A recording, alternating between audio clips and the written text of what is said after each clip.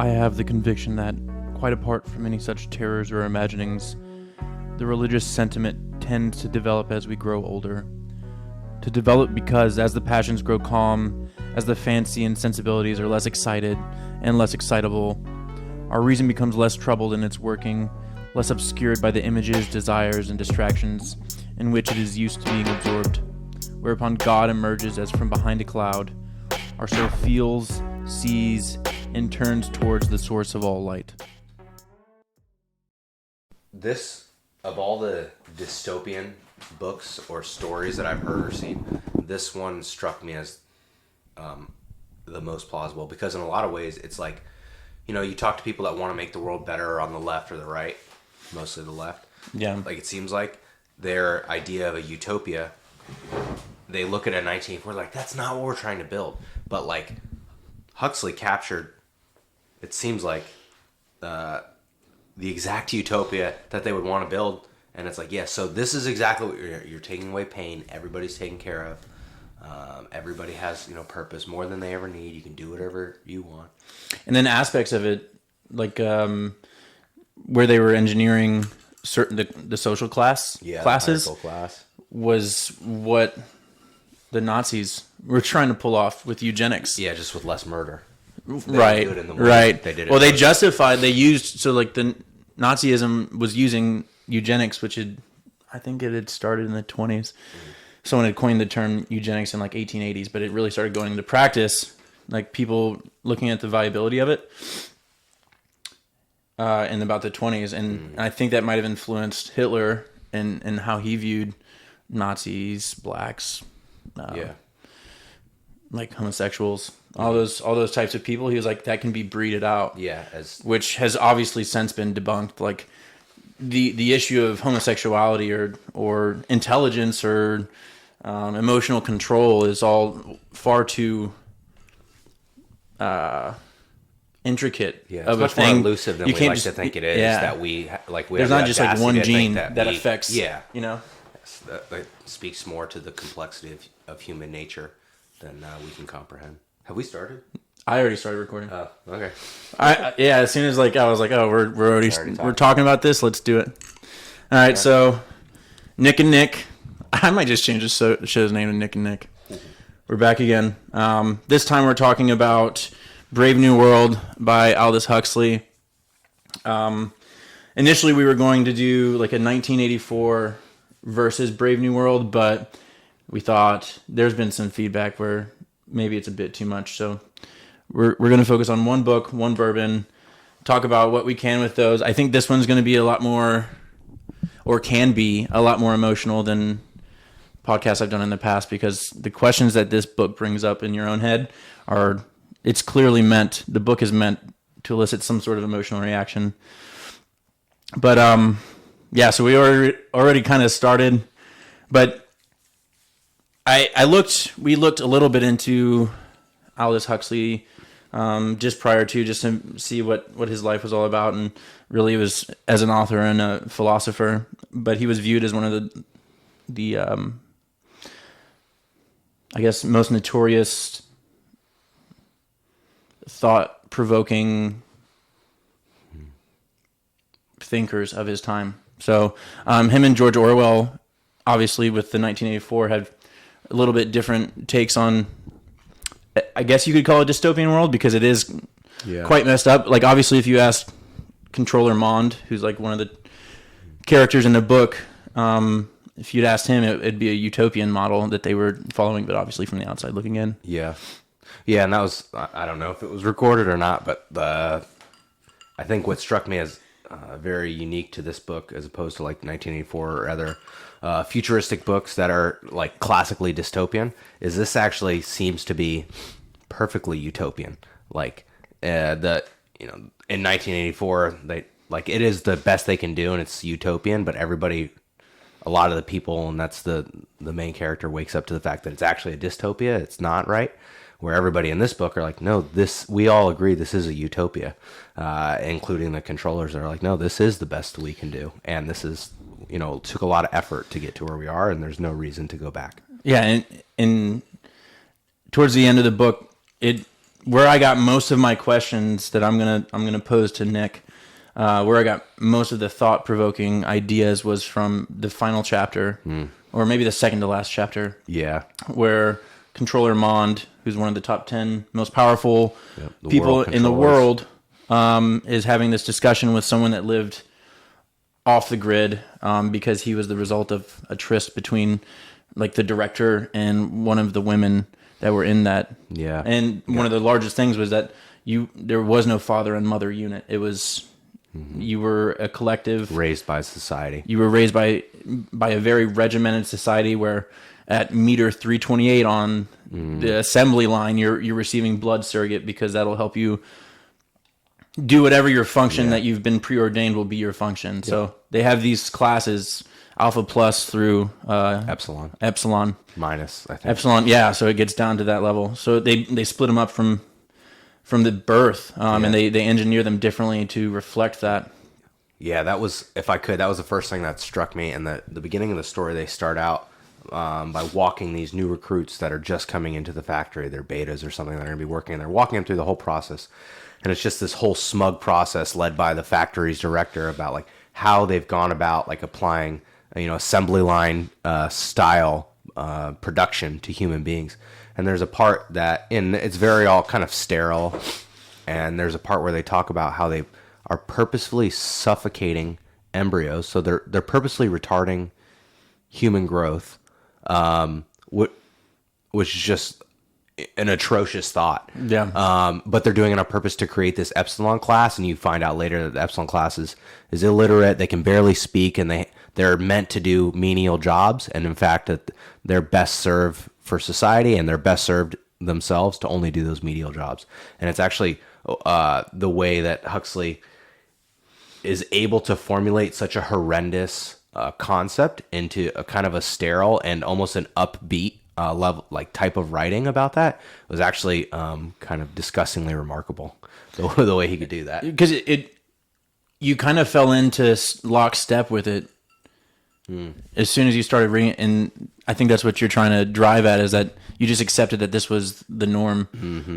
Obviously, like when you take a step back, you're like, "What did I just read?" Yes. But in the moment, you're like, "Well, could this work? Would this work?" And one thing that I wanted to bring up was that there are several times throughout the book where, and they've kind of developed ways of mitigating these issues, but the characters would start to crack a little bit. Like they would just like show defects in the design. Yep. And so they usually solve that with either drugs or like purposefully induced rage. There was like a monthly. I can't remember what they called it, but essentially they flooded the system with orgy porgy type of thing. Yeah. Once they get together, and have these. And then they'd feel fine after, like, okay, I'm better now. Yeah, let off some steam. All that anger that I had built up inside that I didn't know about is gone now. So it was very regimented down to individual emotions. And they kind of regiment it through a variety of ways.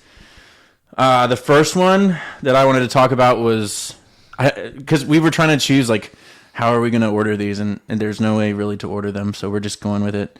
But the first one is talking about monogamy. And Mr. Huxley kind of compares it to water flow, where if you have a lot of different outlets for your passion, your emotion, the water comes out like a shower head, right? Where if you only have one outlet for your emotion, it's this highly pressurized jet stream, and it causes issues. So what exactly it said is mother, monogamy, romance, high spurts the fountain, fierce and foamy the wild jet. The urge has not but a single outlet. My love, my baby. No wonder these poor pre-moderns were mad and wicked and miserable. And I went in and looked at some like data on monogamy. Modern day monogamy is about 1,000 years old. Obviously, it's much longer based off of like looking at some bone structure, which please explain to me how the length of one's middle finger is going to tell people like if they're monogamous or polygamous. But apparently that's how they did it. And somewhere between. Sure. Yeah. Well, we'll leave that up to you guys to determine how that happened. But Maybe you can have an anthropologist, archaeologist, Yeah. get on here and explain why, because that would be fascinating to know. yeah, so apparently 4.4 to 3.5 million years ago, it changed. But really, like the purely modern, like legalized man and wife version is about 1,000 years old. In fact, in my search for my own family tree, I started reading about someone back in like 890. I got way back.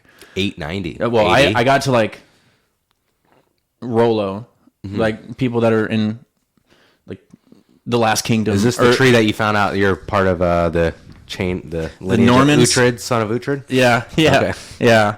And so you're reading about these people, and one of them, King Richard the First, he had something like 23 wives because infant mortality was so high that they would just take on as many wives as possible. Anyway, so like obviously, like truly monogamous relationship is a recent thing, and the human, well, really any creature's ability to adapt to things takes millions of years, not thousands.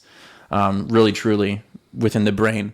So like with the monogamy, there were two theories. The one was that with a man being so tied to one woman, he's also going to improve and protect his progeny. So it's less likely infanticide. Yeah, the murdering of your murdering child. of one's, because it takes longer for children to gestate than most creatures because of the brain development required. Yep. So it infanticide frees up the female to be mated with more often or sooner, and so that was a big problem. And then the other, obviously, because our population has exploded, STDs have exploded with it, and so just the health version or health side of things was maybe it's because of the threat of STIs, STDs, what have you, that we've become more truly monogamous. And I guess my question to you is like, do you see, or have you seen, and this has nothing to do with your relationship, I'm sure it's perfect, but do you see like a way that this has shown itself in everyday life, the rapid shift from being in groups where sex was not relegated to just you and a partner to now? Man, that you might be asking me a question that's beyond my wisdom to be able to answer. I'll attempt it the best way that I know how, which is to try to. I'm just here to put you on the spot. Yeah, brother. that's fine, and try to get me in trouble. Yep. With So I don't know. I've often wondered about monogamy and it's why it's become the way it's become, and I start out like thinking about any questions like these where it's like, why is it the way it is? Well, it must have appeared for a reason. Very rarely do things stick around, even if just for 1,000 years, that serve no function in society. So immediately to say like they're pointless, I think is foolhardy. From an evolutionary standpoint, from what I understand of evolution, and I'm no expert on it, it would seem to me that monogamy would actually work counter to the propagation of the species, because you have a woman who's, like you said, they're growing a baby for 9 months, and after that it requires a great deal of care, where a man can go out and, you learn this in health class, and go out and spread his seed as much as possible. So it would make sense for the population of the species to do that. And maybe that's why, it goes hand in hand, where once the population, the repopulation of the earth and the propagation of the species was no longer the forefront, but it was more about thriving with the living human beings that we had. Maybe it was like, all right, well, how do we, we've got the baseline survival piece down. We've got food, shelter, security. Maybe we should figure out how to reach, the top of Maslow's hierarchy.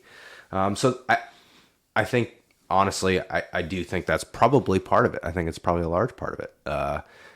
Why monogamy is sticking around now, like when you could choose, and where it seems like actually to not be monogamous, to have multiple partners, seems probably easier than ever. One is probably because of a trajectory. Like that's just, become now a norm of our society into reverse directions is hard to do.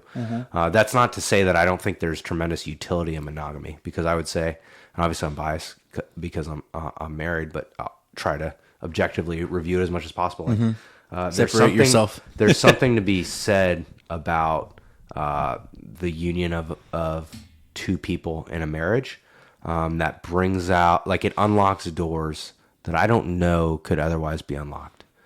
In terms of level of connection with another human being, the ability, we've talked about raising family here before, and if you are not in a monogamous relationship, I have to imagine that would drastically change the ability to be able to raise a family. So, like, even the people that are in dedicated polygamous families, so like whatever that show is, or they have 5 wives or whatever, sister wives. That's it. Brittany loves that show.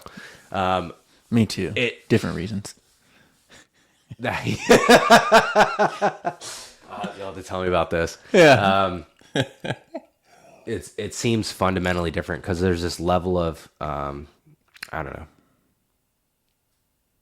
know, confrontation that it seems to arise, where it's not just the two people. So there's a level of, like I said, relationship and trust that you build and experience that I don't know that can be mimicked outside of a monogamous relationship. And in my opinion, and this is coming from more of a religious and spiritual worldview, like that two halves of the same coin, that kind of the dichotomy of the masculine, the feminine, the husband, the wife, the different roles, I think that makes us better, and I think that brings us closer to God. Okay. That is where I see the value in it. Not to say that there's no value in other ways of living, other ways of having relationships, but I think that's why I believe in monogamy, at least for us. Okay. I think there's definitely some veracity, and I think the part that you said that I connected with most is the connection. Mm-hmm.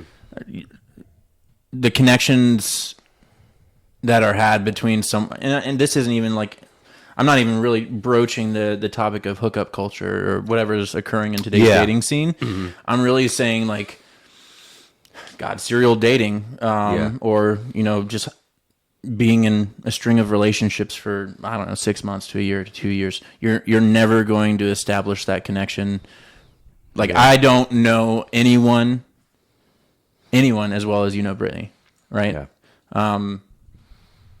What's up, Brittany? But like, I don't know anyone that level, and I could see how that could be rewarding, and then frustrating at times, but definitely more rewarding than frustrating. So I get that, and to a certain extent, necessary when it comes to raising young. So, like in this book, they talk about society raising the children rather than the father and the mother, and we've also spoken in the past about the what a 2-parent household brings to the relationship. Like rewarding in terms of the relationship level of intimacy, and then also seemingly necessary, at least for me, it's necessary to have Brittany as a partner to raise the children. I can't imagine what it would be like without, and the lack of perspective that they would gain because of that. Yeah, things like what happened the last time you and I hung out.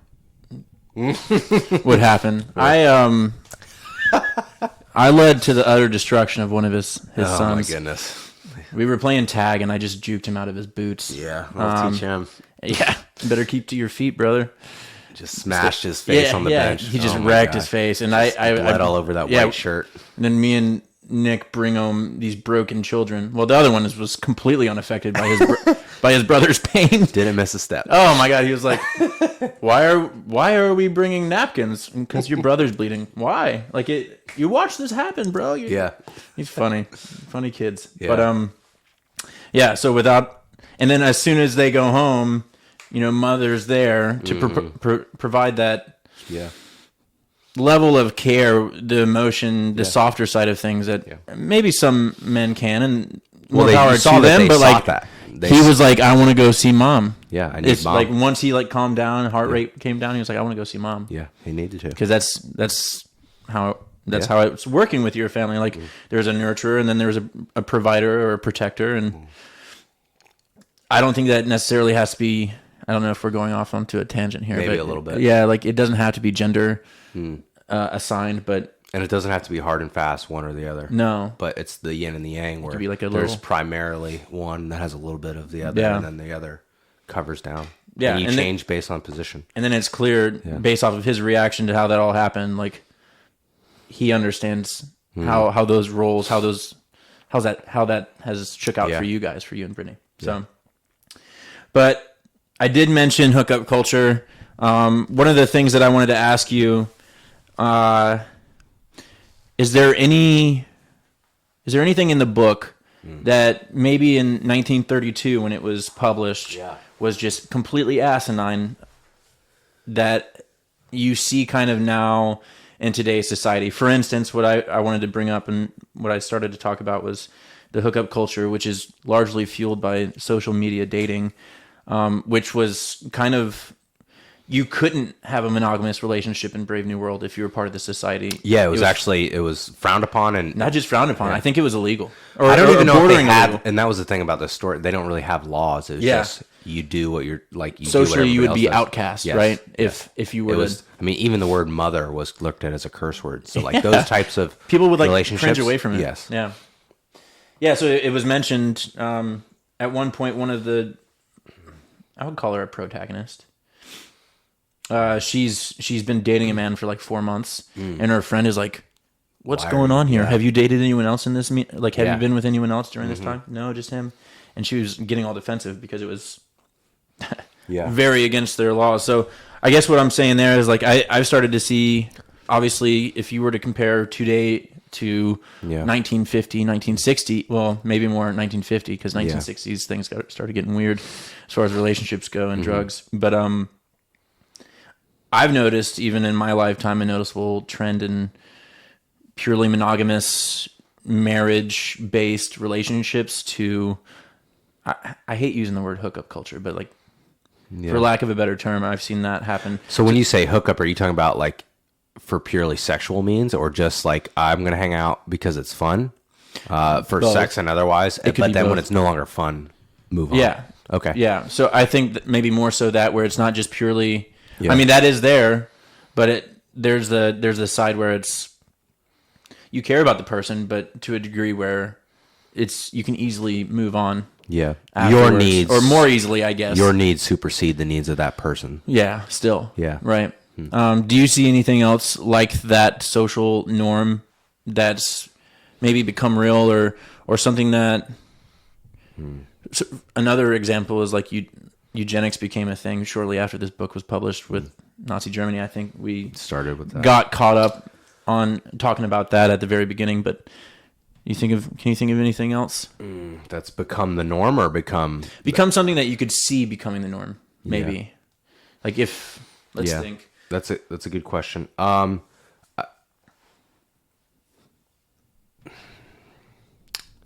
Looking at things such as hard work, discipline, meaning, struggle, pain, some things that can often be associated with an unpleasantness as superfluous at best, and actually counter to the purpose of human existence at worst.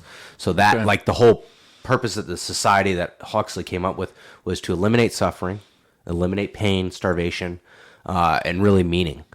That has, it seems, as we become more and more comfortable in our lives, seems to be the growing trend of like, well, what can we do to eliminate all of those things?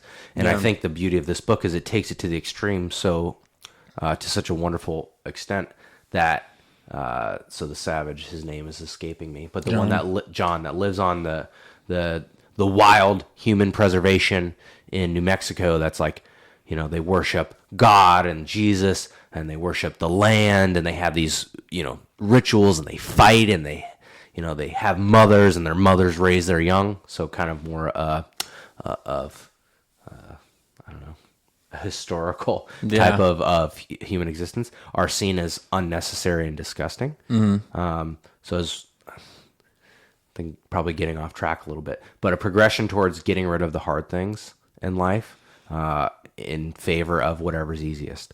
That seems to be a trend that as we are continuing to master things like technology, we have this extra free time, and it's like, oh, we're just going to throw away all those other things because we don't need them, without a real respect for what it is that human beings are supposed to provide to the world. So that actually, I'm glad you mentioned that, because I didn't know how I was going to segue into this next, but yeah, it's like we rehearsed this or something, but which we actually did not at all. When you were talking about like how they're systematically removing all sources of struggle. And this is something that I've kind of rolled around in the back of my head for far longer than this book, but it obviously brought it up to a forefront with, again, that conversation between Controller Mond and John. Mm-hmm. And it's at some point towards the end of the chapter, Controller Mond tells John that he's choosing unhappiness. Mm-hmm. And John says, well, allow me to choose that. Allow people to choose. Freedom of choice. And I was wondering, the freedom of choice. And there's two things. One, do you see the lack of struggle that's inherent in this book that I believe is what's causing some of that subtle cracking in the underpinnings of that society? Do you think I see that happening in real life. I see, I mentioned in my last podcast, like depression doubled in the span of 12 years from 1992 to 2004. And then I went on to mention like 20% of all Americans at one point or another have been, diagnosed with depression, which is the same amount as people that have been diagnosed with an allergy, which is kind of crazy, right? Yeah. And I wonder if like the lack of struggle, the lack of where everyone's like so going after like how to find fulfillment and happiness that they're losing sight of like the everyday struggle and the beauty of that struggle. Yeah. And I'm wondering, do you think that is a cause? Do you think it's just, are they unrelated? The lack of struggle and the depression, or I do. It's a wonderful point, and if I can riff on it, I do think they're related, and I'll kind of go back to this: is that they try to eliminate struggle, like that is the goal, but in fact, they're unable to do so, even with all the scientific advancements and the genetic, design of these offspring, playing God, so to speak, and they still can't, which is why they have these. Rage fests or whatever they're called. And one thing that we haven't mentioned yet, the society is heavily sedated. Like they use soma, which is a drug. Anytime, the higher classes get more, the lower classes get less. Anytime there's a level of discomfort that they face, they're told to just pop a pill. So there's a recognition from the society and the world controllers that like, hey, we're going to try to do this as best as we can to eliminate the struggle. We're probably not going to work. But that's what we have soma for, and they do that all the time. And so they use drugs and they use sex in order to blunt the negative emotions that they're feeling. So one, even in this utopian society, which again I think probably more so than any other book or story that I've read, actually achieves what it is that when we think of utopia, probably matches it with a smattering of like, hey, realize this is what you're signing on for. Yeah. So one, you can't eliminate it, and then two. What do they do? It's not really the struggle that makes, I guess, people have the problems that we have now of society being, severely depressed, and to a large extent using drugs in order to blunt those negative emotions. It's the inability to deal with those negative emotions. So I think that is very likened to what we see in the story of, they don't teach people in the story to deal with those negative emotions and to work through and process those things because they just put a drug. It's undesirable. Here's a drug to blunt it. And in today's society where struggle is removed in large extent and almost to a larger extent, it's struggle is looked at as unnecessary and that you shouldn't be facing struggle. You should be happy. That, like, only the poor have to deal with. Like if you're rich, like that struggle can go away. I mean, realistically, we live in the richest time of mankind. The poorest person in America today is richer than true. The middle class 100 years ago. So it's everybody I'd say in America today is relatively wealthy and therefore should be expected to not have so many struggles. And if you do have a struggle, I don't know, use drugs, use alcohol. Yeah. You're depressed rather than, well, no, struggle is actually, and suffering is actually a natural part of being a human being. Just to reframe the question, because I'm not sure if it caught it. Okay. I was basically detailing that I asked you if religion was removed from history and people's memory, if it would come back. You said yes. Mm-hmm. And then I asked you, what do you think keeps driving people back to religion? Yeah. I think it's an innate quality of human consciousness. Okay. And I think it's there for the reason that because it calls us to it. So in the same way that, we talk about evolution earlier, like there's an evolutionary biological drive to drink, to eat, to reproduce, to seek shelter. You think God's just another one of those evolutionary desires? I do. And all of those evolutionary, and one of the arguments when I was actually atheist for a year or two, of like, well, it's just, this whole religion thing seems to have been corrupted by man, and therefore I'm going to throw out the baby with the bathwater. But it seemed, and one of the arguments is, the idea of God is just is our own way, and you said it here, of trying to fabricate something to console us for the absolute tragedy of our own mortality. Like the horror, that's what I think. The horror of it. Yeah. But that answer didn't. Well, it's true in part that like it's absolutely horrifying, and the idea of a God is a consolation to us. Why does that necessitate the existence of God to not be true? Just because it's a comfort to us? In my mind, I get that because it's I get a comfort. I get that line of argument, but I guess to me, does our desire to believe in a God, to believe in a higher power, necessitate that God is not real? No. But can you possibly know? And I know this is the faith thing, right? Yeah. This faith versus... Yeah. But like, man, like you'd think at some point you would have some sort of evidence outside of books that had been written by people that weren't even there, right? So like that's my struggle with religion, is that I'm basing my faith on thousands years old text that wasn't even written by people that were. I mean, there are some obviously examples of people being the there, gospel, but it's usually second hand or third or tertiary. Man, I will make a plug for you. I've been listening to Jordan Peterson's biblical lectures right now. I think I sent you one of them. I would definitely look at them. Yeah, and he makes the because I thought the same thing. Jordan Peterson he's the author Jordan of B. Peterson. Yeah, he's the author of 12 Habits for a Healthy Life. Very popular book. Very intelligent man, a powerful thinker. He's been on Joe Rogan several times. Written a multitude of books. He's one of the great intellects of our time. Very polarizing figure when it comes to some issues. But that's what's this is going to be a very quick aside because I really want to say it. I respect that about Jordan B. Peterson, because everyone just wants to fall in line right now, and they just don't want to like stir people up, rock the boat, and people are getting canceled left and right, man. The whole. I mean, every podcast of any single man around my age has probably mentioned him at least once. But Joe Rogan's podcast, I don't even watch the podcast, man. But I respect what he's doing. I think that he's out there doing something, and he's fiercely himself. He's seeking truth unapologetically. And then there's the Jordan Petersons of the world who unapologetically have their own beliefs.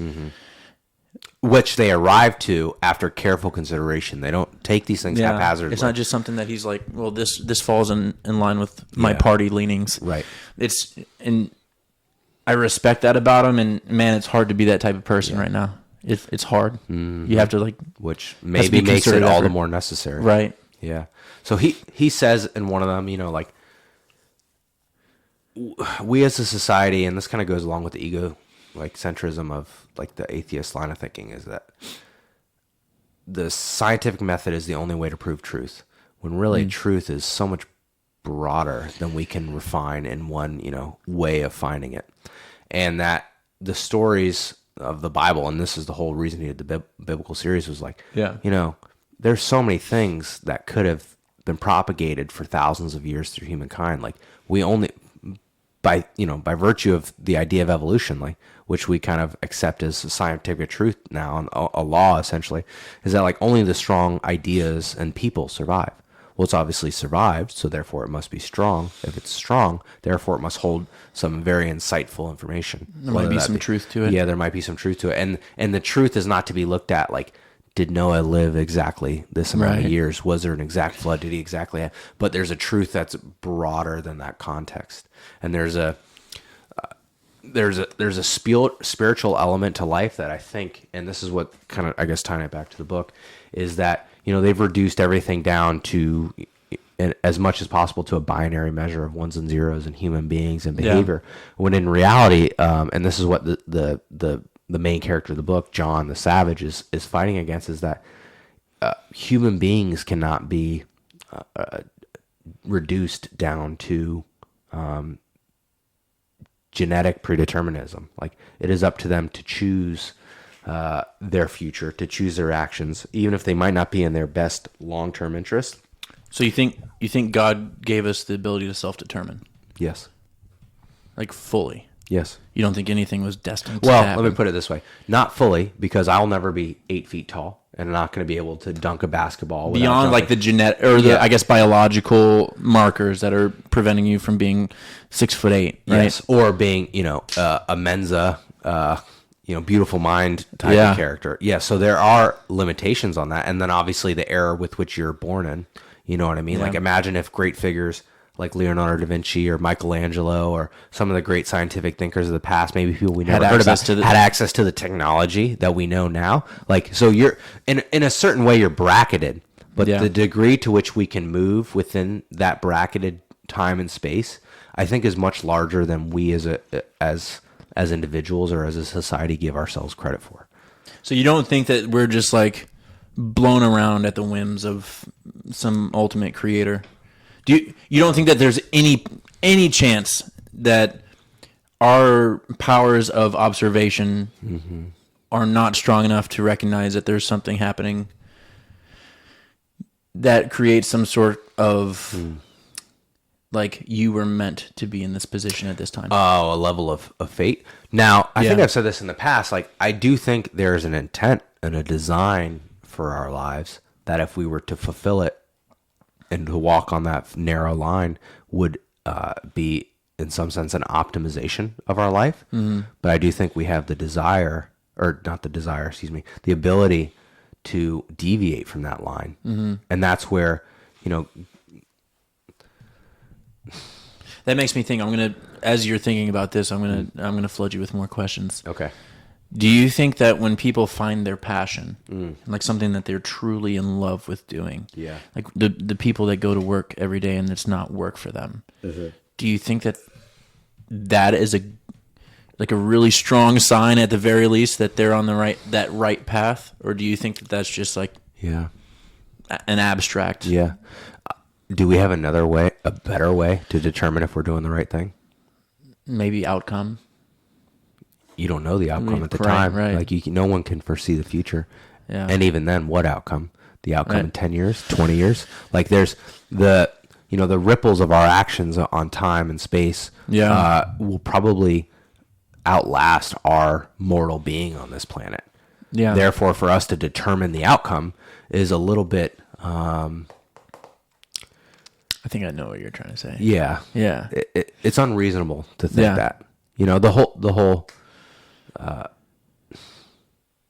one of the issues with the climate change is not that we can make a difference for positive or negative. It's that the severity to which we make that difference and how long those things will happen is just very, very hard, it seems to me, to pin down.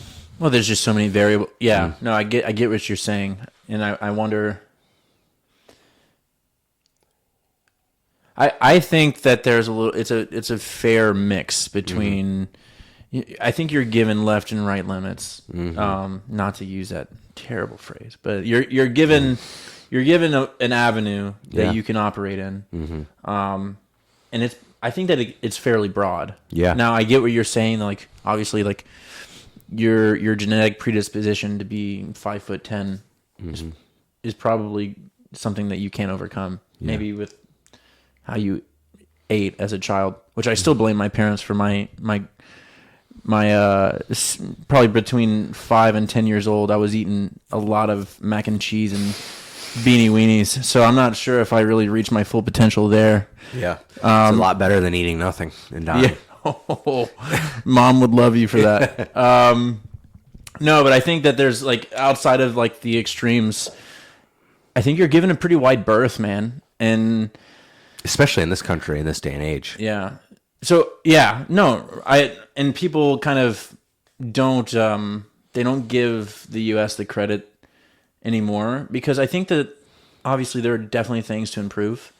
And I actually enjoy the fact that people are no longer it's gotten to the point where people no longer have any fear of voicing their opinions, and it's kind of become this very all inclusive, like let's figure this out together, at least for in the large part. But I think people have lost sight of how bad it could be. Yeah. Like, you're in, Central Asia in 1300, like, your quality of life is far worse than it could be right now for women, for homosexuals, for any name your person, man. For little children. That happen, for... the life expectancy. Yeah, come on. So I think what's happening is there's this effect that's created by the media that shows that things are far worse than they actually are, and then there's the loud minority, all about everyone being treated equally. That wasn't always the case. So I think that people don't give the U.S. the credit, and honestly, that's the beauty of the U.S. I think, is that it can withstand a verbal beatdown. Yeah. It was in fact intended for it. Yeah. Yes. It was by design. Yeah. A little bit of an aside there, but I was just thinking about that based off the conversation. But I think to bring it back to the book, if you've made it the whole way through the podcast and you've listened to some of the questions I've asked Nick, like, there are some heavy questions. And it's not like I was like, went into this book thinking I'm going to find a way to try to find some really tough questions for Nick to answer. It's just, these are questions that I recall thinking as I was reading. Yeah. And I think that's by design, obviously, as well. I think Aldous Huxley did a great job of painting a picture that was achievable, right? Yeah. I think that he did a good job of showing the atrocity of something like that without making it sound heinous. Which very is real.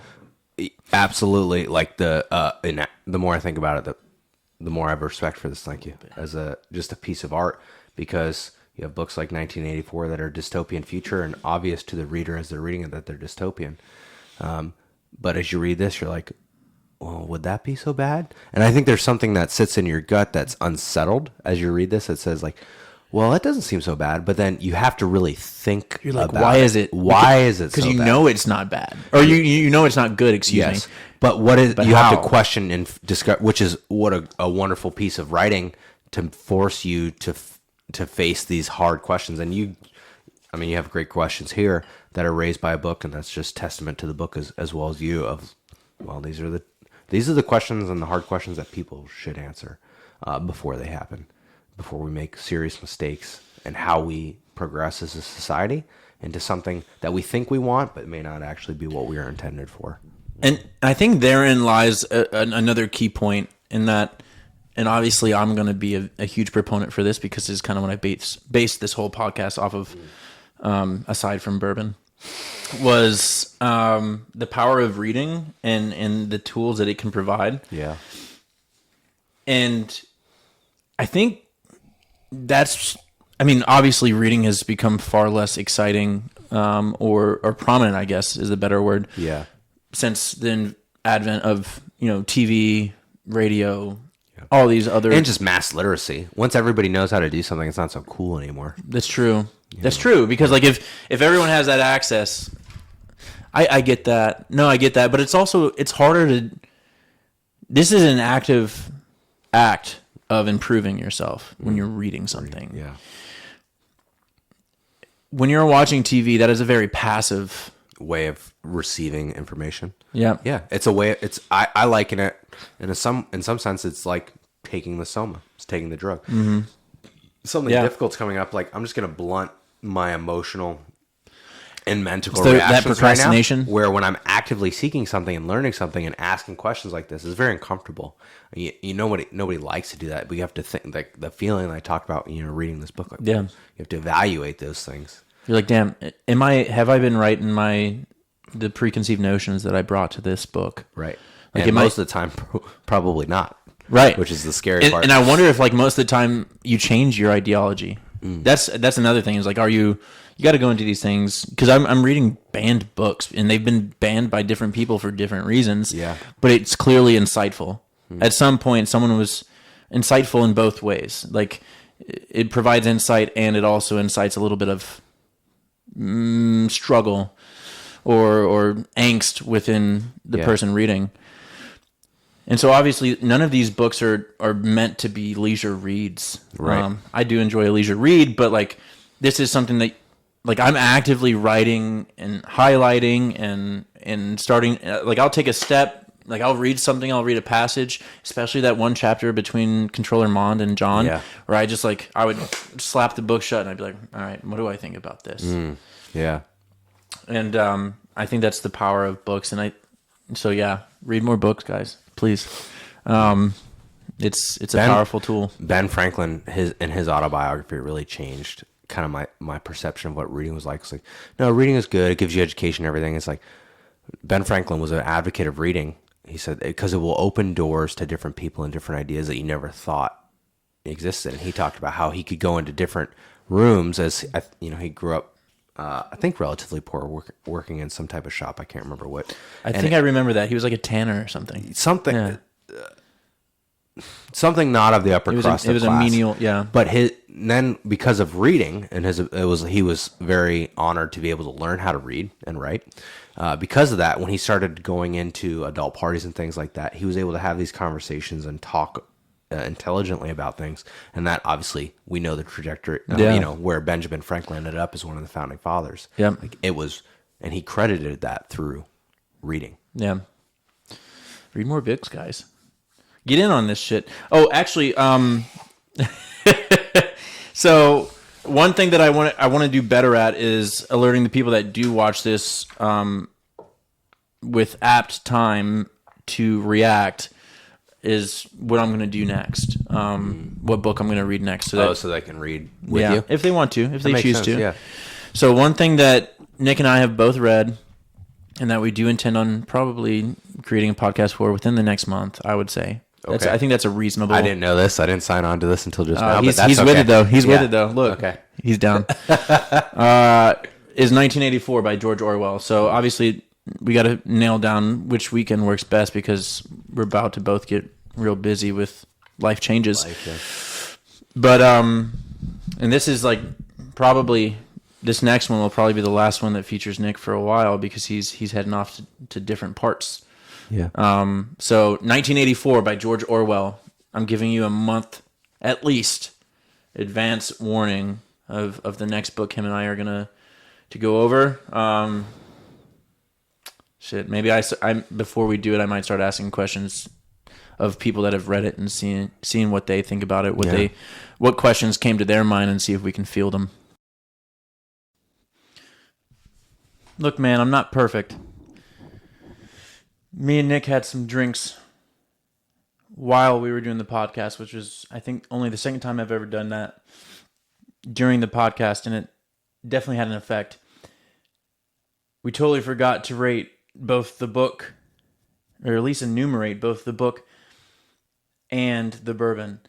Rowan's Creek is a bourbon that I've tried before, but I knew that I would like it, and I had picked it because I knew Nick's still new to the bourbon game, and I'm trying to rope him in. I'm trying to bring him into the fold here. So I picked a good one. As far as the book goes, like we mentioned in our conversation, this was a book that forces you to face some pretty tough questions that it's on you to figure out if this is what the reality, where you stand on some of these issues is. So I enjoyed that part of the book very much. I'm rating it up in the top 5 of the books that I've read. I'm going to give it a 4.4, which is just below Early Riser and one other book, but that places it at 4th out of the, I guess now 19 or 20 books. So it's in the top 20% of books that I've read, probably all time. I would say that, yeah. And as for the Bourbon, Rowan's Creek, solid bourbon. I do seek it out, obviously. I think that alone tells you something about it. I saw the label, the name, and I need to choose that one for mine and Nick's podcast. We went on to drink more of it after the podcast ended. So I'm going to give that a 4.1 out of 5, which puts that in like the top 6 or so of the 21 bourbons. So both solid reviews for those 2 items. Look forward to hearing from you guys on this podcast. Also, don't forget 1984 by George Orwell in about a month. And I think I'm going to do The Invisible Man within the next 2 weeks. So look for those 2 podcasts to come out. Join me if you can in reading them. Let me know what you guys think about them. And if you can, provide some questions before those are to come out in those 2 weeks and then a month. And let me know what those questions are, and I can start incorporating those into my podcast. But as always, love you guys. Damn the man that can't do it.